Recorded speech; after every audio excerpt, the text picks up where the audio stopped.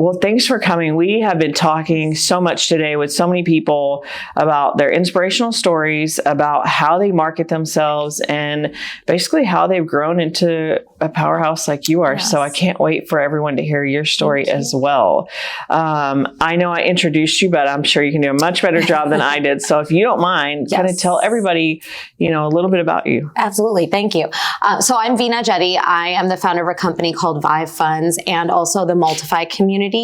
And I'm a large multifamily owner operator. Like she said, I've had over $1 billion of transactions in my own portfolio as the general partner or sponsor on the deal. I'm based here in Frisco, Texas, and I have twin daughters who are going to be 5 going on 15. I don't know. They're smarter than me now, so it's definitely tough.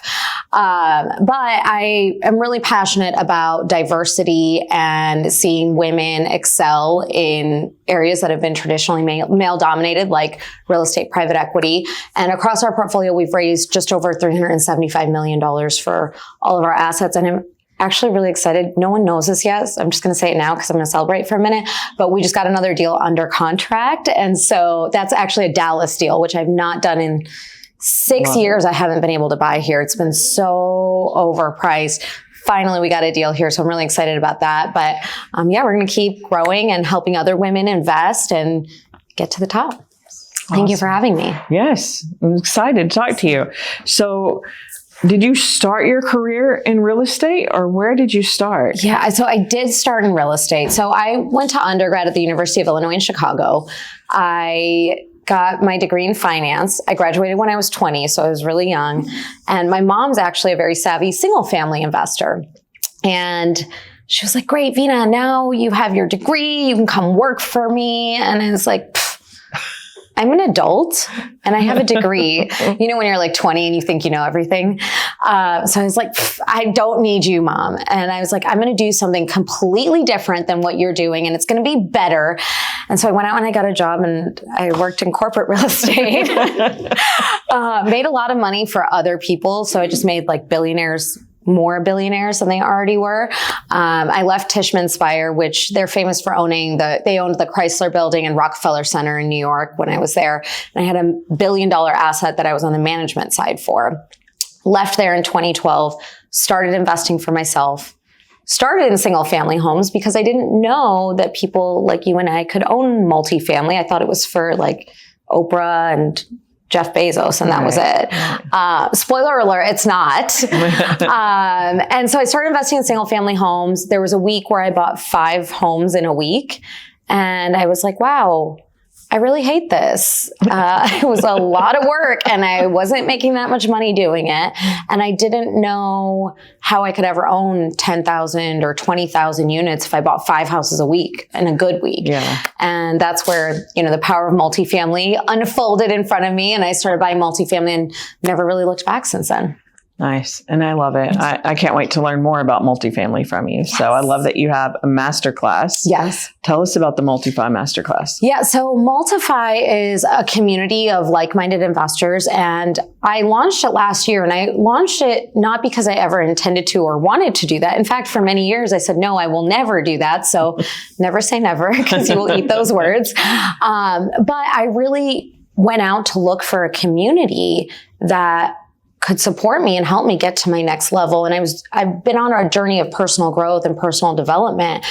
And when I went out to look for that, I couldn't find anyone who aligned with me or who represented me. There was no community for women. There were no communities for minorities. There were no communities for more of the softer skills, right? Like everything I found was like, if you're not doing it, you're not working hard enough. And I'm like, okay, but I also like grew 2 humans at the same time while I was working. And, I'm like taking meetings, throwing up on the floor, bathroom floor. So I don't feel like this is really applicable to me. And so if you don't find it, sometimes you have to create it. And so I created the Multify community, and we just launched in October. So it hasn't even been that long.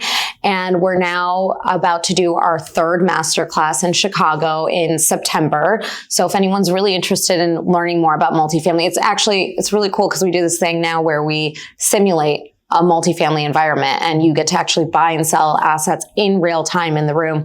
And we make it a big game, but it's a simulation with a lot of experience. And so That's what we're doing in Chicago in September. Would love to have any of you there. We actually just rolled it out 2 days ago on Saturday. So it's a small, intimate room because I like hands-on. I like getting to know the people in the community, but it's something I'm the most excited about. Yeah, that's awesome. Community is so important. Oh, yeah. Especially like you said, when my daughter and I bought this company and came into aviation, we knew that there were not a lot of women-owned and women-ran aviation companies. Yep. And we also knew that aside from that, there were not a lot of women or people, period, with brown skin in aviation. And our passion and part of our purpose is to diversify, to help more women get into aviation, to help diversify aviation. And I know that, a guy the other day said, well, you can't just hire women. Can you imagine if companies just hire men? I said, I don't have to imagine. It's like the history of the world. Like, what are you talking about? We love men and we're big on diversity and that there's education and diversity, but there's not enough. Yes. Real estate is another market where I just feel like, you have your female real estate agents. Yes. Period. Yes. Right. And then everything else around it is so male dominated. And again, I have a son. I have twin daughters, by the way. I have a son. I have grandsons who I love. Yeah.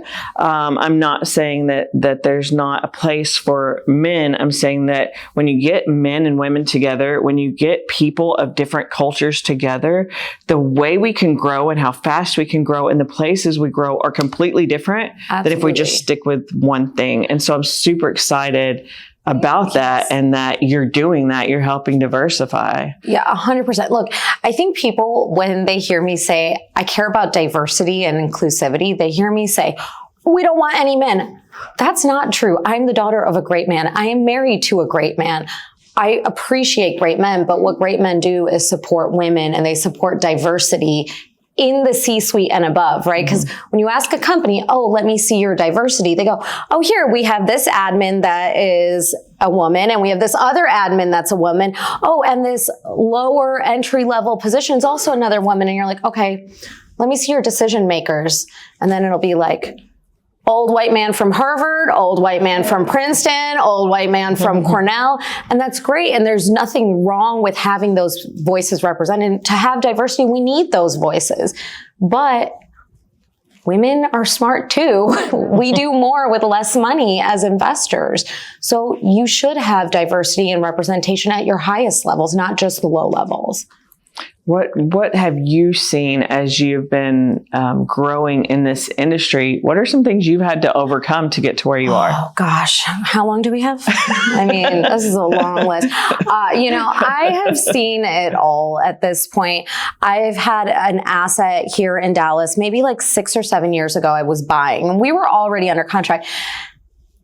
And at that time, it felt like a really big asset because it was one of the larger ones we had done. And we bought it for $38 million or something like that. I can't remember the exact number. It was around $38 million. So I walk in and they sent the junior broker. So I hadn't met him before. And I said, hi, I'm Veena Jetti. I'm from the buy side. I'm one of the partners on this deal. And he goes, oh, it's so nice to meet you. When's your husband coming? And I was like, so my last name's Jetti, and I like to call myself my alter ego Petty Jetti. You're about to find out why. So I'm like, okay, what would Petty Jetti say, right? And so I'm like, I was like, well, it'd be super weird if he showed up because I didn't tell him I was coming. Did you call him? And he goes, no. And then, Petty Jetti was like, you haven't doubled down enough yet, Veena. Let's keep going. And so then I was like, when's your wife getting here? Oh. And he goes, my wife's not coming. That's weird. Why would she come? And I was like, yeah, I thought it was weird when you asked when my husband was getting here too. It's like almost unfathomable that a woman and a woman of color could be buying this building. Again, because there's just not enough representation or diversity. My goal is that my daughters, when they go out into this world, it is so normalized for them to see women and women of color in these rooms and at these tables that they don't really think what I'm doing is special or important. Absolutely. 100% agree. Same for us. Yeah. So I mentioned you do a lot of speaking engagements, amazing speaker. Thank you. Why you have this billion-dollar portfolio. Yeah. You're super successful. What made you say, you know what? I think I want to go out and speak and do these things. Yeah. Okay. So first, small correction. I don't currently have $1 billion. I sold 7 assets in 2022. So I actually only have like 550 million. Okay, so sorry. just correction. I just like to be transparent because, otherwise this clip goes online and then it's like, she's lying. She doesn't have $1 billion. Right. So I'm like, okay, let me just clarify right now. So the reason why I started speaking, and actually Dan is one of the big reasons why you guys are seeing me here today. It's because I have a goal that is bigger than myself or my children or my immediate family at this point. Like I said, I want my children to have it be so normalized that women run companies and that women are in private equity and women are investors and women are business owners. And the only way that I can think of to do that is to speak to large groups of people and not just spread this message, but also to share what I know and share my knowledge and make myself accessible so that the next person trying to do this gets pulled up. And the goal is that now all of you go out and you do this for 10 or 20 or 50 or 100 or a million other people. And that's how we create the ripple effect and lasting change. So that's really why I do it, because I can get this impact out to more people. Yeah. Awesome. We appreciate you doing that for sure. Thank you for letting me. Yes. So women, the people here are all successful on different levels and in completely different industries. Love that. Across. But I think most everybody here probably either invest or is interested in investing. Mm-hmm. So what advice would you give them if they were wanting to start investing in multi-fi if they haven't yet? Yeah. So if you want to start investing, multifamily or not, right? The first thing is deciding that you are going to invest. The time value of money is so overwhelmingly important to understand as a concept. And here's what I've noticed too. As women, when we're around each other, until recently, we haven't really talked about money, right? When men get together, what do? They talk about money, what stocks they're buying, what they're investing in, how they can make more money, how they can do it together. But women, we have been conditioned for so long to be competitive with each other and that there's only room for one of us at the top. And I mean, I don't know if I can swear, but that's bullshit. Okay. Like it is total bullshit. There's enough room for all of us to eat. And we should all be building a longer table if it's not big enough to fit the women in our lives there. We need to build longer tables. So if you want to start investing, the first thing is to think of yourself as an investor. That's like the easiest hack. Second thing is to start even something small, right? Like you can invest in the S&P 500. Oh, and I'm not an advisor. This is not any kind of financial advice. Don't even listen to what I'm saying, actually. Disclaimer under this video. Yeah, put the disclaimer. Don't listen to anything I'm saying. I literally don't know what I'm talking about, okay? But you can invest in like the S&P 500, which is 500 companies that are well diversified. And it's a very simple step. And that's what we, as asset managers, we mark to market against the S&P 500. You could angel invest. So now my family, our trust invests into different companies, and we have a focus on companies that represent diversity or that are women founded or minority founded. And I don't invest into anything, no matter how much money it's going to make me. I don't invest into anything that doesn't support those mission or align with those morals. One, because I think diversity is a superpower, but two, I can't realistically use my dollars to support a mission that doesn't give my daughters a chance when they get out of school or walk into the world. So I'm just not going to do it. And, now I'm at a point where money doesn't mean the same thing to me. It's just a tool. We have plenty of it. I'm not going to be starving. And so now we use our dollars very intentionally and very purposefully. I don't even remember what you asked me when I started talking about this. Advice you would give. Advice on how to start. I was like, I had somewhere I was going. If they wanted to get into multifamily, Yeah. So if you want to invest in multifamily, you can find operators or sponsors. We call them general partners, operators, sponsors. People are going to use those words interchangeably. They don't actually mean the same thing, but for the purpose of this discussion, you can find any one of these people. You can be on their mailing list. So for example, if you wanted to invest with me, co-invest with me, then you could just go to my website. It's vivefunds.com. We have an investor portal. Most of us do at this point. You could be on 100 different sponsors lists. Vet the deal, vet the sponsor. You want to know who you're investing with, because I'm sure you guys have seen a lot of multifamily operators have gone belly up at this point in the market cycle. It's very common when we move from the bull run to the bear run. Multifamily is hurting right now. So there's a lot of operators that are going out of business and unfortunately aren't going to be around longer. Investors will get hurt from that. But studies also show that women actually make better investors than men. That's not me just saying, I'm not mad about it, but that's the data, not me saying that, because women get less than 2% of VC funding. And if you look at Black women in Silicon Valley, it is basically zero. So women are forced to do more with less money, and they outperform their male counterparts in almost every metric that any investor cares about. So vote with your dollars. Just start, even if it's something small, even if it's as small as looking at refinancing your home so that you can take that money and then invest. If it's something like investing a Roth IRA or a 401k, there's so many different ways you can get started investing. There's an app that I use called Acorns. Have you guys heard of this? Mm-hmm. Okay, so I've used Acorns before just to have a little account there that grows. I think it like rounds up every time I make a purchase and like 50 cents at a time. I make a lot of purchases, so it actually adds up quickly. But it's something that I started when my kids were born. I also started a Roth IRA for them when they were 2 years old. If you invest the maximum amount starting when they're 2 years old, and you invest the max amount at a 10% rate of return until 65 when they retire, that account would be worth $30 million. Yes, it's crazy because this is the time value of money. Now, if you wait, if you get 12%, so just 2% more, that same account will be worth $78 million. Okay. So you'd lose $50 million by just not getting that extra 2%.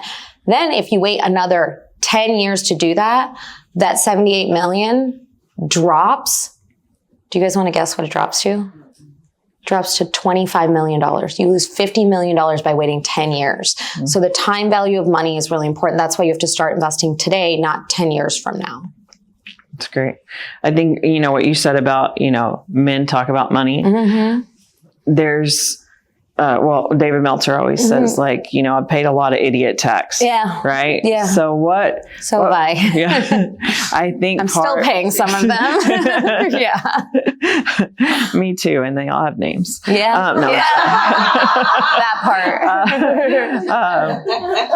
What would you say is a lesson in idiot tax that you paid that you like to share with other people so they don't make the same mistake? The most painful one.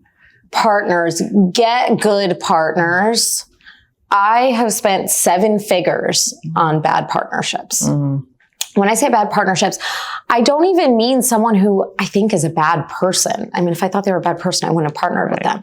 It's the people who seem great. And then you go into business, and this happens a lot when you first start in business. You're like, oh, but we're making money together and we're so excited and we're never going to hate each other. We're always going to feel like how we feel right now. It's like a marriage, right? Like you go in the honeymoon phase. But the practical reality of it, and this actually came from my husband, who's not really an entrepreneur. So it was very surprising advice from him. He said, babe, all partnerships come to an end. And I was like, really? Do you really think that, babe?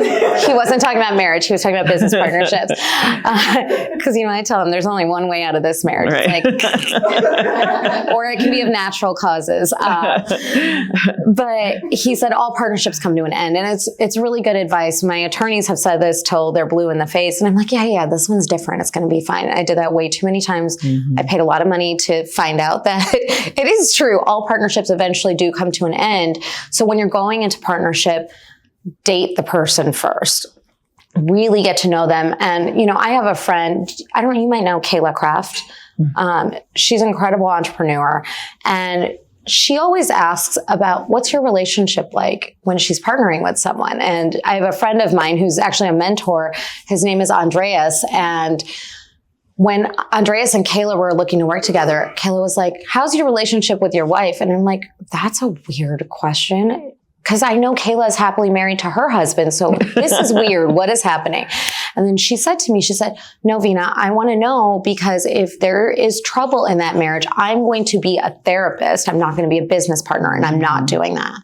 And I was like, wow, that's such a life hack. Like, I wish I would have known that before I started partnering up with people. So it's always important to date the person, get to know them, make sure that there's a lot of moral alignment.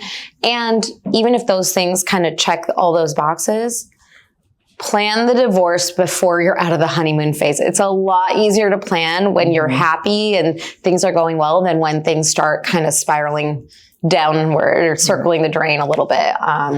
So good partners are worth their weight in gold. Even if you give up a little bit more money to be partnered with a good partner, it will save you money and make you more money than having bad partners will. That's great advice. Great advice. I have a mentor now that if I'm going to partner with anybody, they have to get through that person first. Oh yeah, absolutely. Because there's no romanticizing with this one. So with my mentor, they're very logical. Yes, I love it. Yeah. So in a lot of people with flying private, they think, oh, well, people fly private because it's the luxury and the feel and this, that, and the other. And most people that fly private do it because of the time, right? So that being said, with everything you have going on in your life and being a mom, how do you manage and prioritize your time to fit everything in? Very poorly. It's the reality.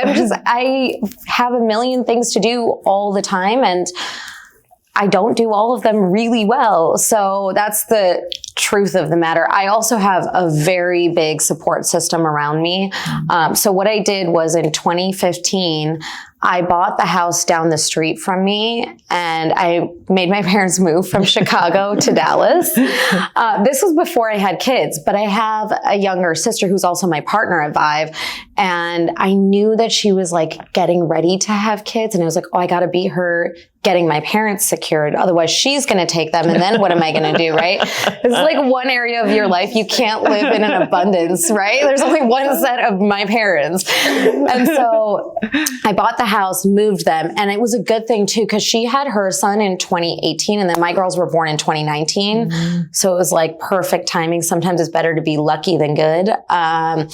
And so I have my parents down the street. Then 2 years ago, I bought the house across the street from them. I paid an ungodly amount of money for that house, but I wanted that house so that my in-laws could move, and they moved there. And so now my parents and in-laws live across the street from each other. They're 10-minute walks. So my kids see all four grandparents weekly, almost daily. They see at least one grandparent unless they're traveling. So I have all four grandparents who are active and involved. I had an au pair that lived with me for like 2.5 years. I have a full-time nanny. My kids go to preschool. My husband works part-time now.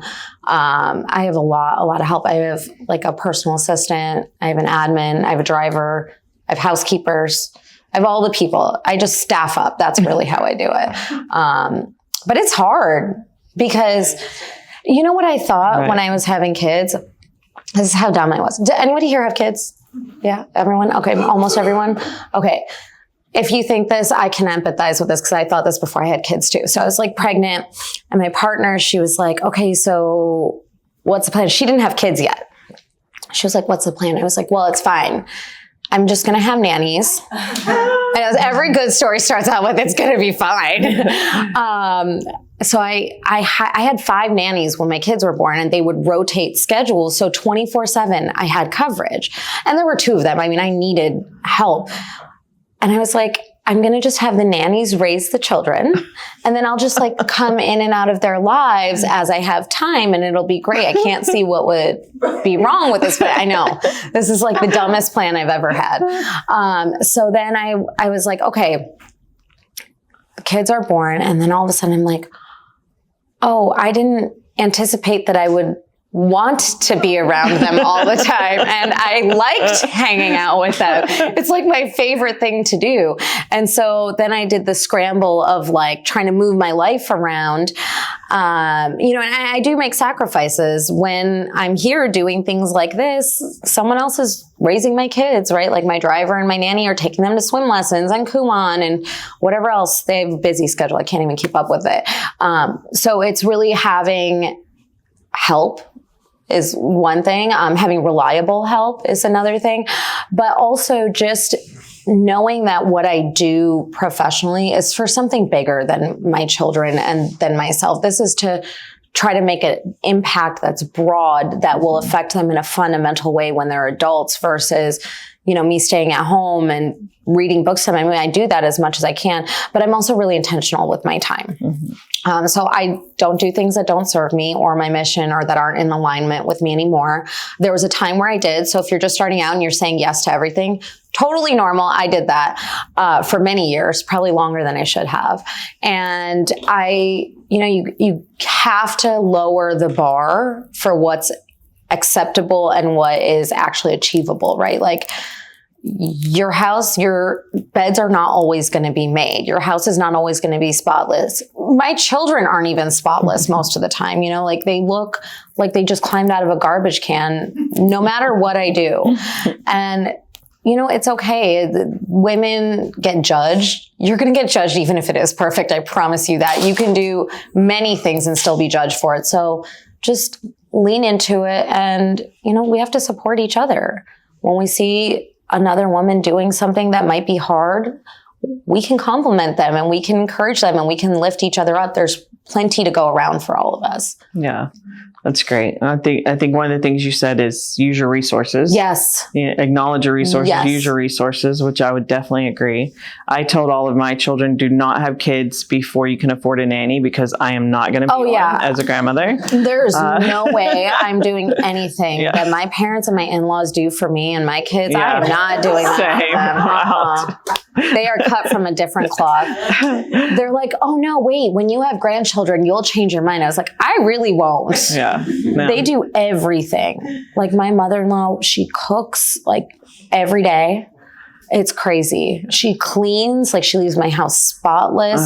She's amazing. Is she ever available? I mean, I'm happy to share. Yeah, she's a great cook too. That's awesome. And we get along really well. Yeah. I hit the jackpot. That's great. So someone asked me, and it's been asked to me more than once, but literally last night, I don't think he's here right now. He left earlier. Good. We're going to talk about him now. Yeah. He said, are you going to leave money to your children or not? Because he's heard a lot of people saying, I'm not leaving money to my children. And my response was, I think a more important question is what world am I going to leave to my children? I'm more focused on the type of businesses, just like you're trying to make the world a better place. So when your children come into the workforce and the same thing, I don't want my daughters, my granddaughters, my grandsons to come into the world and experience the things that Lynn had to experience to become the first woman pilot to fly a 747. Her books are ridiculous. And it's in our lifetime. That's so that she had to endure all this stuff. And all of us, I think, have had to endure stuff that we would not wish on another woman, especially. So one, I applaud you for doing that. But two, I want to know, how do you feel about, you have two young daughters, like as you're raising them, or as your nannies are raising them. Yeah. No, I'm just kidding. As they're raising them and I'm coming and going from their lives. Yeah. What are you teaching them to make sure that they not only step into, and I know they're only 5, but we plan their whole lives ahead of time. I know how that works. So what are you teaching them so that they carry on a legacy of making sure that we can make the world a better place, and some people can come in and drag it right back down. We go up here with this and they drag it back down. So I'm just curious what your plan is to teach them to keep this momentum going that you're building yourself. So I have 3 goals for them every single day that we talk about ad nauseum. So the first goal is that they learn something. And it's because I want them to stay curious. I want them to fall in love with the process of learning. So my kids ask a lot of questions. And, some parents are like, oh, just shut up. And I get it. Okay. They talk a lot. Like I talk a lot, but they talk more than I do. And I've never, ever stifled them asking questions. They tried something that they couldn't do yet, but they can do. And so I do a lot of mindset work with them subtly. So we're always reframing. It's always, okay, what has to be true for this to happen? How can we do this? Or when they're like, I can't cross the monkey bars, I say, you can't do it yet, but if you keep working hard at it, eventually you'll be able to do it. So now they started saying this, and this has been like 4 months, every day for 4 months so far. And I plan to keep going, but now I catch them in moments where they're like, oh, I failed at this. And they're like, hey, mommy, I met my goal. I just failed. And I'm like, yes. And I make it a big thing with all the pomp and circumstance when they've failed at something, when they've learned something, when they help someone. And I like overly celebrate it because I want them to know that I'm proud of them for meeting these goals or for keeping these top of mind. I also never compliment them by saying like, oh, you're so smart. Them being smart is not actually what's going to make them successful, because eventually they won't be smarter than everyone else. I always compliment the process, right? So I say, oh my gosh, like when they say, oh, look, I did this workbook. And I'm like, oh my gosh, that's amazing. You've been working so hard at it. And I can tell you've been practicing. I'm so proud of you. Or sometimes they'll go, oh, mommy, look how quickly I finished this workbook. It was so easy. And I'll go, oh, bummer. I guess we didn't challenge you enough. My mistake. Let's try another one that's going to be a little bit harder for you. So I never celebrate quickness. I never celebrate smarts, and they are really smart, but I never tell them that or celebrate that part of it. So I try to practice what I'm learning. And, I'm reparenting myself in a lot of this because our parents didn't know this. Mm-hmm. So there's a book. Can I make a recommendation? Yes. Book? Okay. There's a book. It's called Mindset. I know, really hard to remember. It's by Carol Dweck. Phenomenal book. Also, if your kids are young and you're trying to make like decisions about how to parent them or raise them, there's a book called The Formula that my husband and I both read when I can't remember if I was pregnant still or they had just been born, but I just reread it again. And it's really great about how parents have raised high achieving children. And it's all pretty much the same process. It's all mindset. None of it is because they were just prodigies or geniuses. They just worked really diligently. And a lot of what both the books say is, as parents, it's not our role to plan their future necessarily, even though I totally did. And I'm not mad about it. Our role is really to co-pilot with them and to help them. So the other day we were in Atlanta. I was at my sister's house with her 2 boys. And so all 4 of the cousins were swimming, and my girls are just learning how to swim. They're okay at it, but I'm not like leaving them at a pool unattended. And Via, my younger twin, my sassier twin, she was like, okay, mommy, I want to dive down and there's like a water ball at the bottom of the pool. And I said, okay, I think you can do it. I know you can do this. Let's try. So she like dives down and she's like this, and she's just kicking her legs. There's no other movement. There's no dissension that's happening. And she's like, I was like, uh-oh, what happened? She goes, hey, mommy, I just failed at that. And I was like, yeah, you did. Good job. I was like, see, what matters is that you tried to do it. And I was like, okay, how can we do this together? She goes, I don't know, mommy. Can you help me? I was like, yes, I can help you. Here's what we're going to do. I'm going to put you on my knee, and then you're going to go again. But this time you're going to keep your legs really straight and kick as hard as you can, but you're going to dive downward first. She's like, okay. So she's like, okay, I'm ready. And I'm like, yes, I know you can do it. I want you to think about yourself grabbing the ball and what it's going to feel like when you grab that ball. She's like, okay, mommy, I'm ready. Let's go. I was like, all right, let's go. So she dives down and she's trying hard, but she hasn't quite got it yet, right? So then she comes back up. She goes, mommy, I met my goal again. I failed at this. And I was like, you did, but did you see? You got really close. I could see her like almost touching it. And I was like, you got really, really close. I bet if you tried again and you tried harder, I bet you're going to get it on the next one. She's like, I know, mommy, I don't need your help this time. I can do this. And I was like, that's right. You can. So she dives down and she's kicking and kicking and kicking. And, I just gave her a little push down because I'm like, I need the lesson to be true that eventually you accomplish the thing. Right. So I just like push her down a little bit. She cries and she goes, mommy, I did it. Look, I worked so hard and I got the ball. And I'm like, yes, you did. And I made everyone around us cheer and we like celebrated her and she was so happy. And, that's how I instill it, is in like practical, but it's like, I'm a broken record. All I do is talk about this over and over and over and over. And then when I'm sick of talking about it, I have to talk about it like 20 more times that day. So it's a process, but eventually it just sticks. Your mind is really powerful. Yeah. That's awesome. That's great lessons for kids. Yeah. I learned the hard way. I raised my 5, and now I'm doing it right with my grandkids that I'm not raising, but I do see them when I want to.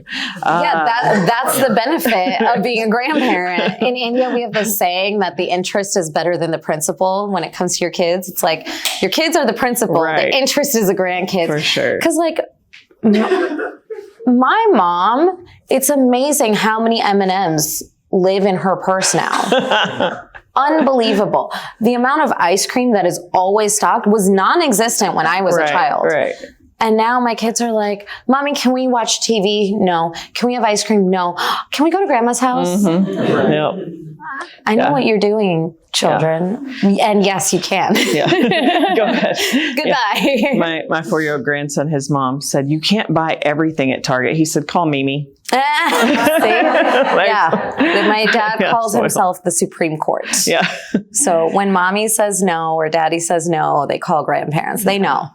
Well, you recommend a book and you talk about how you want your kids to learn stuff. What do you do on a regular basis to make sure you're continually learning? Oh, okay. So at Aspire, you saw me on a panel with Rosie Noel.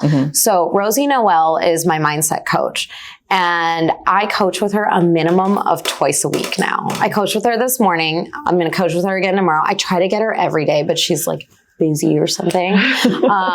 So I coach with her a minimum of twice a week. And she does something. Do you guys know what the Clifton Strengths Assessment is? Okay, it will change your life. Have you done yours? Yeah. Do you know what color you lead with? Okay. Orange. Me too. Okay, cool. I'm all orange. Okay, so you have to, if you haven't read it in a while, go back and reread it. This completely changed my life. So what it is, it's an assessment and it takes like 20 minutes to do.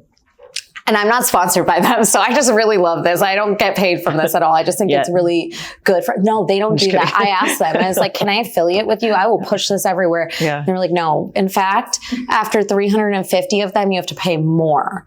I know, it's so dumb.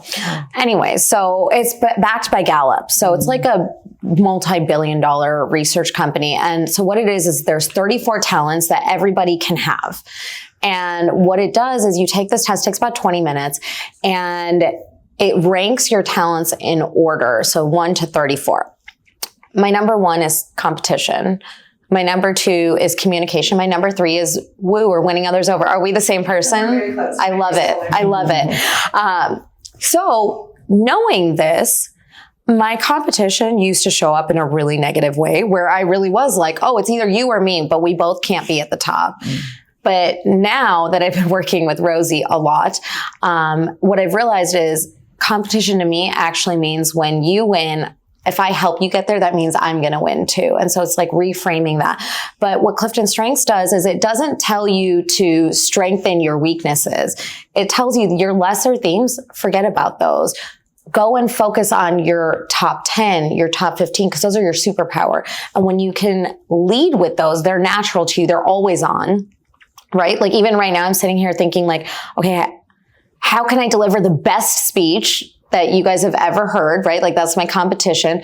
And then it's obviously communicative and also winning others over because I want you guys to like what I'm saying, right? So it's always on and never, ever, ever turns off. And so when you can learn what those things are that are innate to you, that are inside you and are always there, and then you learn how to leverage them to do more or do things better, it will completely transform the way you look at the world, the way you look at yourself, the way you look at other people, how you find partnerships. It will completely change everything. And every talent is valuable. You just lead from a different place and it will help you understand your employees, your partners.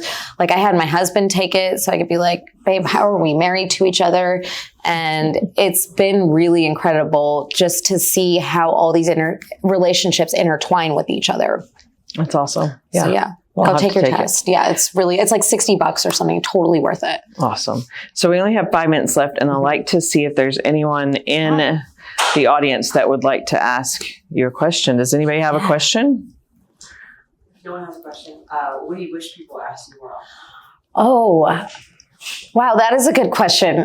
I wish people asked me that question more often because I would have had a prepared answer for it. I think that, oh gosh.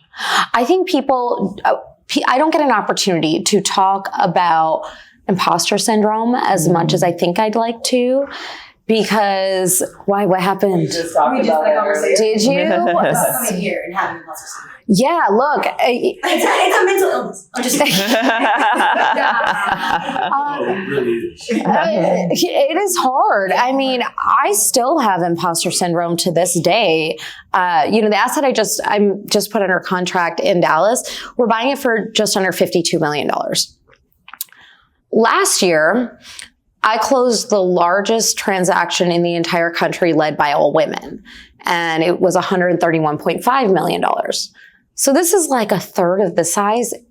I shouldn't be scared about this, but it's always there. And it's always there because as you get into bigger and better rooms, the people around you are doing more, and you're like, oh my gosh, do I belong here? Okay, no one tell them I'm here, because then they won't kick me out, and then I can learn the things and see how the other half lives, right? But this is lifelong, especially if you're a high achiever. You're going to have this come up over and over and over again, because what's true for high achievers and entrepreneurs is when you get to that next level, you move the goalpost, and then you go seeking those bigger rooms and those better rooms. And I've had the incredible privilege of being in rooms with really powerful men and women who are doing something that's just, how do you do that? I can never do that, right? And so it's easy to let that self-doubt creep in. It's easy to allow the imposter syndrome to be louder than what we are and what we can do and how we can show up. And so I wish more people talked about imposter syndrome. I think that's probably a byproduct of there not being as many women in spaces that can be heard or seen, because I have a lot of girlfriends, when we get together, we talk about imposter syndrome. They're like, oh yeah, me too. And I was like, wow, it feels like such a relief to hear you say you have imposter syndrome, because it gives me permission to have it. Now, we take that fear, we acknowledge it. It can be in the passenger seat, but it cannot drive our car, right? We have to acknowledge it and do it anyway. We do it scared. Do it anyway is my favorite saying. Do it anyway. We can do hard things. Yeah. So how can we in this room support you and what you're doing? One is by making sure that you are either running companies or investing in companies and supporting companies that are diverse. So that's first and foremost. The second thing that I do every time I speak on a stage or I'm in a room where there's opportunity, I always make it a point to mention one other woman or minority's name. It doesn't matter how big or small the room is. I always make it a point to say one other person's name, because that's how we spread opportunity. So these are just things I do. They're not things you have to do, but it would be supportive of the larger mission. And then, if you want to connect with me, I'm on Instagram, Veena Jetti, VeenaJetti. I respond to my own messages there. It's the only place I will actually respond to you. I hate text and email and all those. So I actually don't even check those anymore. Now I only check Instagram. It's the only source you can reach out to me, or you could show up at my door. That's the other thing. But that'd be weird because I haven't given you guys my address. And you're only going to meet the grandparents anyway. Yeah. Be there. Or the nanny. Yeah, the nanny. But yes, so you can find me on Insta, ask me questions you have. But just go out and be great. That's really. I think Instagram is like the new business person's favorite way to communicate. For sure. Yeah. The kids have Snapchat and then we have Instagram. Yeah. I mean, I have Snapchat, but I've never I only use it for the filters. Oh yeah. Same. Yeah. Same. I don't know how to actually use it outside of that. I've heard that, and I do not feel good about this. Well, my granddaughter, she's 14 now, but she was 13, and we were at my older grandson's basketball game, and she just was like swooning over this little boy, and I was like, "Do you want me to go get his phone number for you?" And she was like, "Ew, Mimi, ew, we don't get numbers, we get snaps." Yeah. That is so uncool, bro. Sorry, okay, never mind. Do they forget me bro? being your wingman next time? Do they call you bruh or bro yet? No, but my 4-year-old grandson told me to stop calling him buddy and start calling him bestie, because that's cool. So. That's cute. Yeah, I like that. I'm okay calling them bestie, but no, my kids will be like, "What are you doing, bro?" And I'm like, "Bro," and they're like, "Bruh." And I'm like, you are 4. Right. What do you mean, bruh? So Funny. it's All the crazy. things we teach them, and they're still going to learn Yep. from the From world. friends at school, yes. Well, thank you so much. It's been a great you. conversation. I really appreciate you coming Thank out. you for having me. Yeah, it's been great. I'm so glad this worked out. Thank you. Appreciate you guys.